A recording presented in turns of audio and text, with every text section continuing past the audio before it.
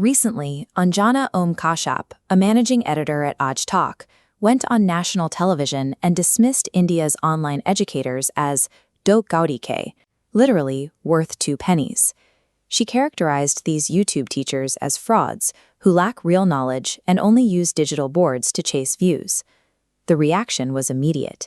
Instead of a passing controversy, the remark mobilized millions of students and dozens of the country's top educators into a unified, vocal opposition that refused to back down. Why did a single dismissive comment from a traditional news anchor trigger what looked like a massive national youth uprising? The insult backfired because Kashyap didn't just attack a group of content creators. She targeted the only functioning support system left for millions of young Indians. The Indian public sector job market is currently defined by severe gridlock.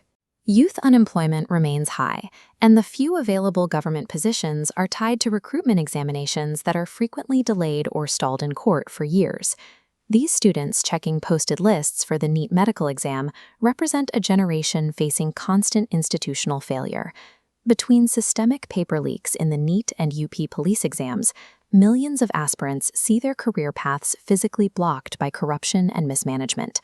In this environment, decentralized educators on YouTube have become an essential lifeline. By providing high-quality test prep for free or at very low costs, they have made competitive education accessible to students in rural and impoverished areas who are otherwise locked out of the system. For these students, these teachers are often their only chance at a stable future.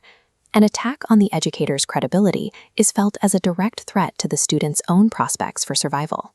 Online educators didn't just trade insults. They responded by putting the mainstream media's own track record on display, comparing the actual utility of a journalist versus a teacher.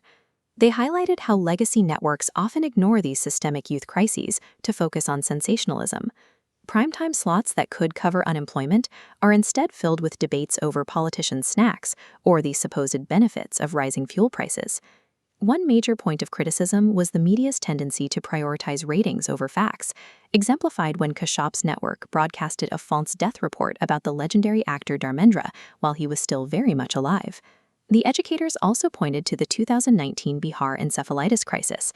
During a mass outbreak, Kashyap filmed inside a neonatal ICU, disrupting medical staff while they were actively treating critically ill children in a desperate attempt to create a dramatic broadcast. On the World Press Freedom Index, India has dropped significantly, hitting the 157th rank. It reflects a media environment prioritizing sensationalism over public interest.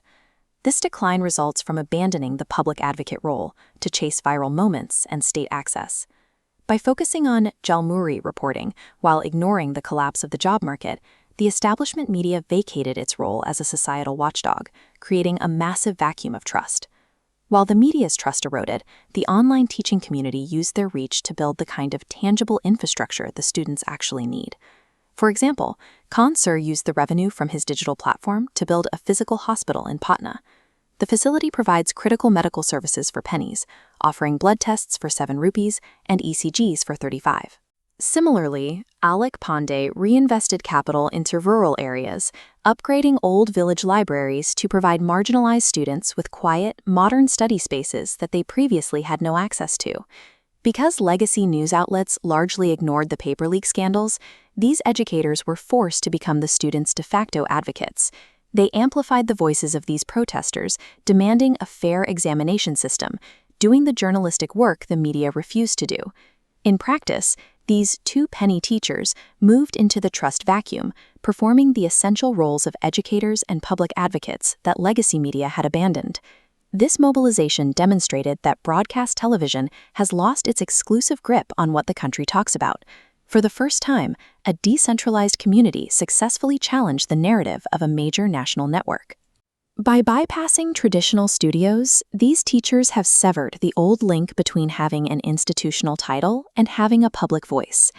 The fracturing of this monument represents the end of the legacy media's role as the sole gatekeeper of authority. For this digital generation, a press badge or an expensive studio desk no longer guarantees respect. Credibility is now measured daily through direct grassroots impact and constant accessibility to the audience. Anjana Om Kashyap's do Godi ke insult backfired because it relied on an old top-down hierarchy that the youth no longer recognize. She tried to exert authority from a platform that millions of people have already tuned out. The controversy didn't reveal the worthlessness of online teachers.